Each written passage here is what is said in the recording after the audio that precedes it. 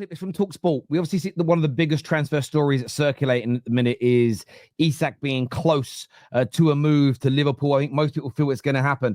This is Simon Jordan and Ade talking about this deal. Let's take a little listen here. And they struggled trying to sign Gahey. They're struggling trying to sign Johan Visser. He's probably looking at it thinking, you're not getting any players. I'm looking around the change room. Where are the star players? There's also a school of thought which says he can look and do whatever he pleases. He can also do as he's bloody told and buckle up and be told to do as he's told.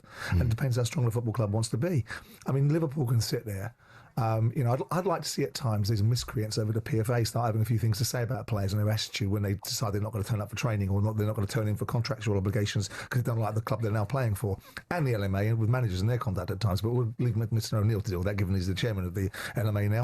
Look, I think if Liverpool want to buy this player, then they should get on with trying to buy him, and Newcastle have got to be very strong in what they want. And I don't really care what Alexander Isak wants right now. I care if I'm the owner of the football club and the manager of the football club, my job is to make sure that I'm okay. So if you want to come buy my player, come buy him or bugger off, right? Don't use all the forces of the fact that you're a football club that's achieved something last year, your second Premier League title in 32 years, but you've achieved it now in the last 5 years. Your club's re-emerged as a force in English football again, dominating leagues. But don't use that as an opportunity just to unseat the player. Make a bid, or I'm going to make it really, really hard for you to buy this player. Yeah. And what do you make of that, Mark? I mean, he's having a right pop at Liverpool, basically saying, stop unsettling players. The player should settle down, make a bid, or bugger off. Thoughts? I just think sometimes we do this so often, and I'm sure the chat does as well. You listen to a comment and it takes you seconds to sort of realise just how much shit they're talking, because the bitterness just comes out. He could have been making a good point up until he starts talking about how the Liverpool haven't won the league for 32 years, because look, he's coming at it from a point where Newcastle and owners of football clubs are going to definitely relate to that. But Liverpool have always said they will pay a British transfer record for Isak. I've known that for weeks. Even when I thought Liverpool weren't going to get Isak, they were talking about a British transfer record. The way he's talking there is like Liverpool have disrupted him. If you want him, pay up. And I think Liverpool have always said, we will pay a British transfer record. That's always been the story. So what's Liverpool's role in this, other than we really like your player, we want him here, we will give you a British transfer record? And what's Isak's problem when he goes, I'm grateful for Newcastle, but Liverpool are better than you. I want to go and play for them. I mean, it's the story for time. So I think it's a typical, I've worked with that station.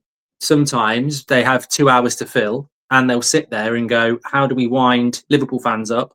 How do we get a viral Simon Jordan clip? And that's how you do it, talking absolute shit that's not actually contextual at all. Liverpool have always said they will pay a British transfer record. Isak has clearly said, I fancy this opportunity at 27 because I might not get it at 28. And Newcastle will get a good fee out of it. As for, buckle up and do your job, I'd love to see how that's going to work after September with a player that you've just deprived of a dream move who, look, if Liverpool are offering shit money, I get it. But unfortunately, Man United had this with Ronaldo and Real Madrid. I didn't want him to go. The money was good. He wanted to go. It was very disappointing. That's life. It certainly is. And this comment from Ryan, it says, hilarious. Newcastle have been happy to do the same with Visser. Absolutely right. And some Newcastle fans online will find a way to make that different. They'll look for a little nuance here, a little peccadillo of information to go, oh, it's different because of this. No, it's been my one pushback against most Newcastle fans for about 3 years now. Most moan. The better you get, the more your players will be linked to other people. The better you get, the more is discussed and spoken about. The one thing I feel a lot of Newcastle fans, especially the content creators, who I've seen Newcastle fans make content, True Geordie being the most famous of them. We have Kendall that used to come on our show, some of the lads from the big Newcastle channels. I've seen them on my channel, DR Sports, ever before the Saudis came in with their money to help improve them. And they were giving opinions on Arsenal, Liverpool, United. They hate their club being discussed by other people. They also hate the fact that, yes, they've got owners that are really rich, but the rules stop you from being able to spend all that money straight away. And most of those rules were in place before. Like PSR's been around now for over a decade, so they weren't necessarily invented to stop your club. And I get that they're a little bit bitter, but it's why it was a 10-year project to get yourselves to the top. And in that time, you're going to lose players. But I agree with you. Liverpool have got to sell some players to get this deal done as well. They're not just going to bid. Diaz is now done. They're looking at removing Darwin Núñez. They're a very well-run football club. They're not going to commit to this and then be lumbered with 2 or 3 players that they can no longer play, they can't sell, and they can't balance their books with. Simon Jordan knows this because he owned a football club. This is what I mean by bad education for fans, because they hear this from an ex-owner and go, yeah, he's right. No, Liverpool are doing absolutely the right thing. They're getting all their ducks in a row. They're getting the deal signed, like secured, without putting an official bid in. They're selling players. They're getting the books balanced, and then they'll go bish, bash, bosh, and it will all happen, rather than sort of winging it. They're not going to wing it. They're too well run. So yeah, I think there's a lot of bitterness in there, if I'm being absolutely honest. Also, Terry, I don't know whether it was a couple of months ago, but there was a clip of Alan Shearer, who's very, pro Newcastle, obviously, talking about Trent, saying Liverpool fans shouldn't be moaning about Trent going to Real Madrid. He's given them a few years. It's a great move for him. You should be cheering him off. So I'm hoping that Newcastle fans are going to be cheering Isak off when you actually get paid money that Liverpool didn't get for Trent. But Liverpool fans, remember, Rio Ferdinand, Alan Shearer, they were telling Liverpool fans, even though you're getting nothing and he's run his contract down and he's going to Real Madrid, who he's saying are better than you should actually applaud him out the door when you don't get any money for him, because he gave you a few years. So I'm really hoping that when Isak leaves Newcastle and a British transfer record, Simon Jordan, Alan Shearer and Rio start clapping him out the door saying, you know what, we should cheer him out. Newcastle have made a big profit on this player. It's survival of the fittest. Man United have been victim of it. Liverpool have been victim of it with Coutinho and Suarez. It's just where you are at that moment in time. And if there's a bigger fish in the pond, then you just have to devour it. But as that comment said, Newcastle are a bigger fish than Brentford, so they can go and do it for Wizza. They're a bigger fish than Forest, so they did it with Elanga. It's the cycle of football. Absolutely right. Let's take a look. This is a Newcastle fan. This is a little bit old now, but it's worth bringing it back now. It's a few weeks old. Let's take a little look at this. Pulled the power play of the century and dominated Liverpool. So Liverpool's apparent stance on this Isak and Ekitike saga is, if you don't sell us Isak, we're going to take your top target, Hugo Ekitike. How the mighty have fallen. Luke Edwards of the Telegraph Sport reports that Newcastle's hierarchy are unflustered, basically not really bothered by Liverpool's attempt to try and unsettle Alexander Isak, and will still continue pursuing Hugo Ekitike. You thought you were having one of the other lads. You're having none. Newcastle have quite literally said, no, Isak's staying at Newcastle, and we're also going to take your top striker target off you.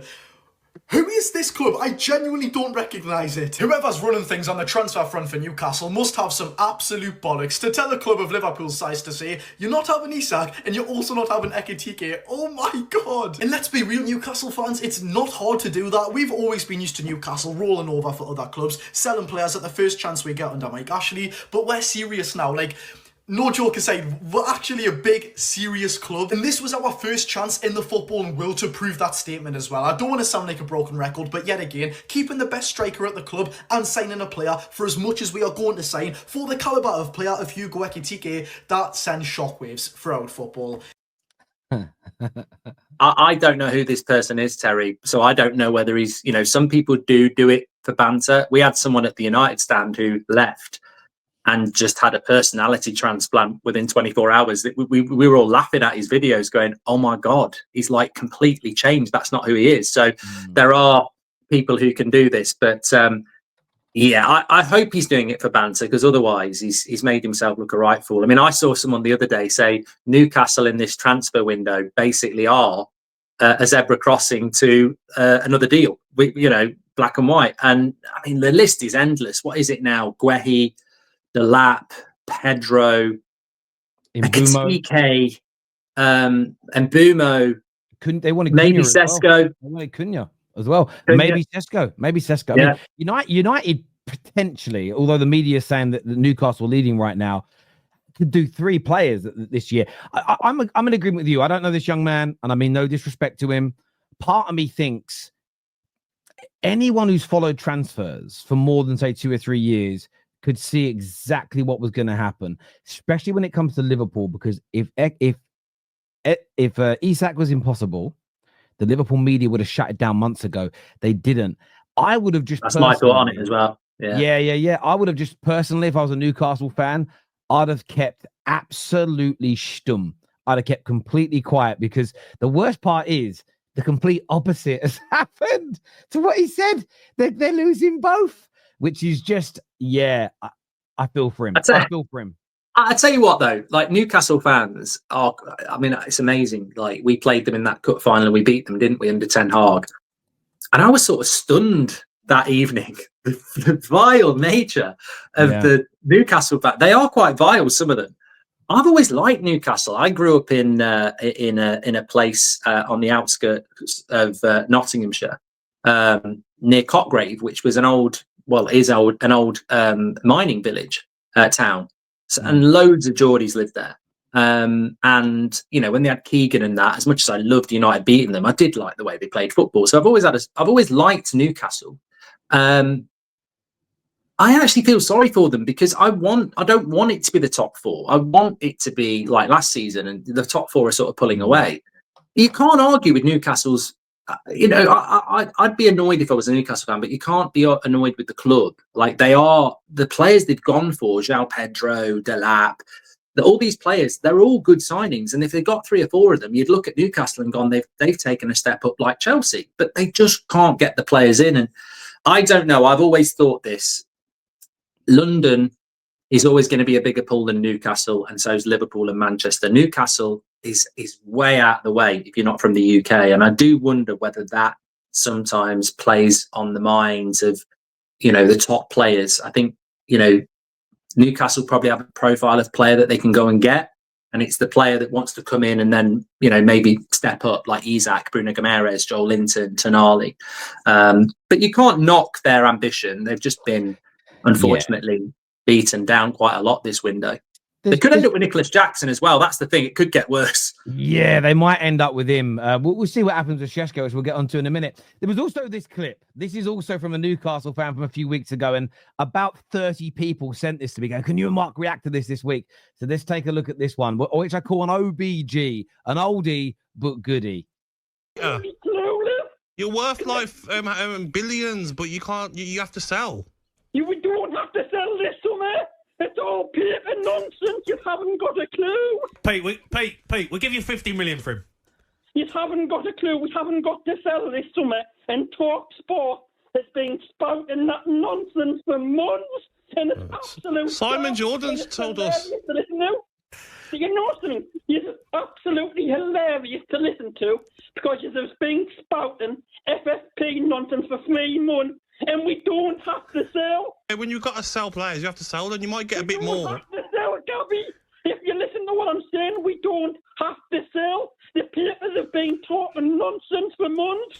I read it in the papers that you have to sell. Oh, so you believe your mates in the media than people who I understand it. I'm a Newcastle supporter. No smoke without fire, Pete. No smoke.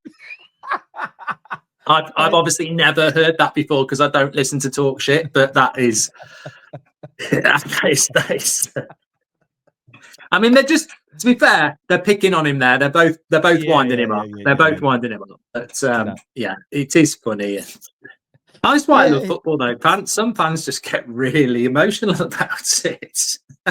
Yeah, and in fairness, they're not selling Isak because of PSR problems. No. But it's.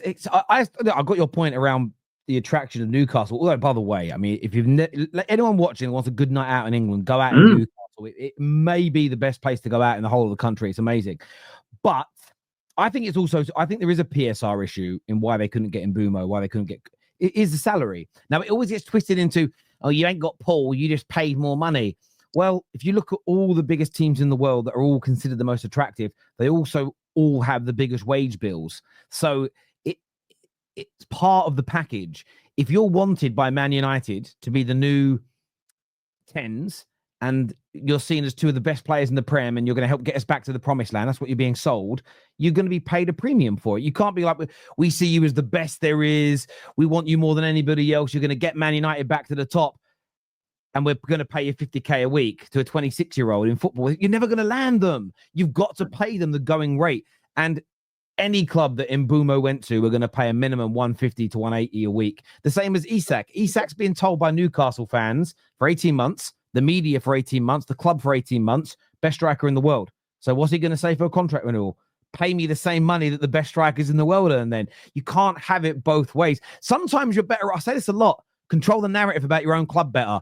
Just play down how good he is. Don't tell everyone he's the best in the world. Your club's, oh, yeah, he's good. Got a long way to go to get to the top. Maybe if you did that, your players wouldn't start demanding money you couldn't afford to pay. But everybody wants to give it the big one. That's the issue that I think you'll find here. But yeah, that clip for me was absolutely sensational.